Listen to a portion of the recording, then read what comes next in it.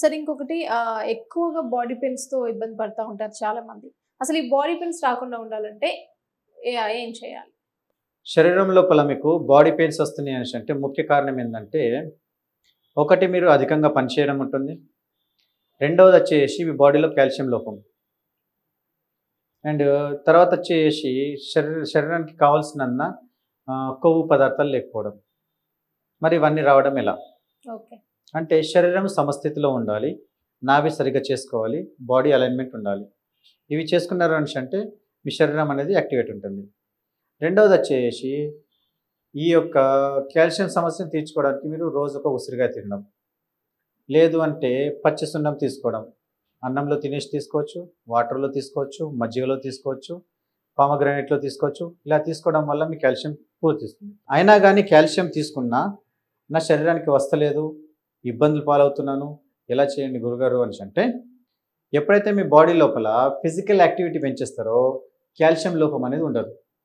ఎప్పుడైతే physical activity తగ్గిపోతుందో అప్పుడు బాడీలో నీరసం రావడం, నీరసించిపోతూ ఉంటాడు బాగా. ఇదొకటి. ఎంత కూర్చున్నా కానీ అలసిపోతూ ఉంటాడు. ఉరకడు చేయడు, ఉరకని అలసిపోతాడు, నిద్ర వస్తూ ఉంటుంది. అలా కురుకు పాటలు పడుతూ ఉంటాడు. కారణం ఏంటిది? రక్తం గాఢత చెందడం. పల్చగవ్వాలి, పల్చగవుతలేదు. మరి పల్చగవద్దు అనేసి ఏం తీసుకోవాలి? సొంటి మిరియాలు తీసుకున్నామంటే ఆటోమేటిక్లీ నీకు యాక్టివ్ అయిపోతావు. ఇక జైన్ సంస్కృతి లోపల మీకు వెల్లుల్లి ఉల్లిపాయలు తినరు. కానీ వెల్లుల్లి ఉల్లిపాయలు ఏంటిదంటే వేడించేస్తే రాజసం పెంచేస్తుంది. దానివల్ల బ్లడ్ ఫ్లో పల్చబడిపోయేసి విపరీతంగా పెరిగిపోతూ ఉంటుంది. సో దాన్ని మీరు ఔషధంగా వాడుకోవచ్చు. అద్భుతంగా పనిచేస్తూ ఉంటుంది. సో సమయానుకూలంగా మీరు ఏ టైంలో ఏ పదార్థాలు తీసుకోవాలో ఎక్స్పర్ట్స్ ద్వారానే తీసుకోవాలి. మీరు ఏ యూట్యూబ్ చూసి ఇది తీసుకోవద్దు. ఎలాంటి డౌట్లు ఏమన్నా ఉన్నా కానీ మాకు కానీ గవ్యస్థులకు కానీ ఫోన్ చేసి మీరు తెలుసుకోవచ్చు. మా హాస్పిటల్కి ఫోన్ చేసిందంటే మీకు కావాల్సిన సలహాలు సూచనలు ఇవ్వబడతాయి. లేదు ఖచ్చితంగా కలవాలని ఖచ్చితంగా కలవాలని చెప్తాము. అప్పుడు మీరు కలవాల్సిందే, ఇంకో ఛాన్స్ లేదు అక్కడ. అప్పుడు కలిసినప్పుడు ఏం చేస్తాం మేము? నాభి చికిత్స, బాడీ అలైన్మెంట్, తర్వాత వచ్చేసి నాడీ చికిత్స, ఇవన్నీ చూస్తాం. అండ్ పంచగవ్య మందులు ఏమి ఇవ్వాలో అవి చేసి శరీరాన్ని సమస్థితికి తీసుకొస్తాం అన్నట్టు. అలా చేయడం వల్ల ఈ శరీరానికి సంబంధించిన ప్రాబ్లమ్స్ సాల్వ్ అవుతాయి. ఇక లాస్ట్ రెమెడీ. ఆ రెమెడీ ఏంటిది అంటే వావిలాకులు ఉంటాయి కదా, ఒక 5 లీటర్లు 6 లీటర్ల నీళ్ళల్లో వావిలాకులు వేయండి, ఒక గుప్పెడు వేసి బాగా మరిగించండి.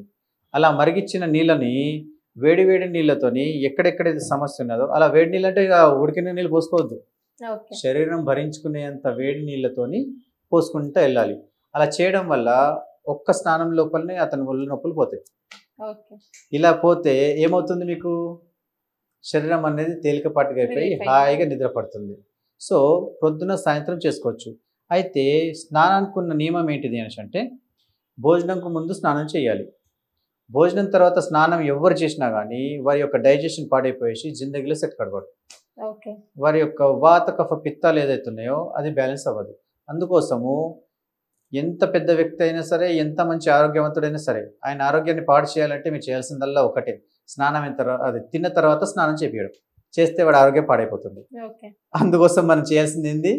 భోజనం ముందే స్నానం చేయాలి. భోజనం చేసిన తర్వాత కాళ్ళు కడుక్కోవచ్చు, చేతులు కడుక్కోవచ్చు, మూతి మొహం కడుక్కోవచ్చు, ప్రాబ్లం లేదు. కానీ స్నానం చెయ్యకూడదు. మినిమం 6 to 8 hours గ్యాప్ ఉండాలి స్నానం చేయాలంటే భోజనం తర్వాత. ఈ మధ్యకాలంలో ఇది ఒక ఫ్యాషన్ అయిపోయింది. తాగడము, తినడము, తర్వాత పోయేసి పూల్ లోపల జంప్ చేయడము. ఇది చేసిన వాళ్ళ ఆరోగ్యం 100% పాడైపోతుందండి. అసలు అలాంటివి చేయకూడదు.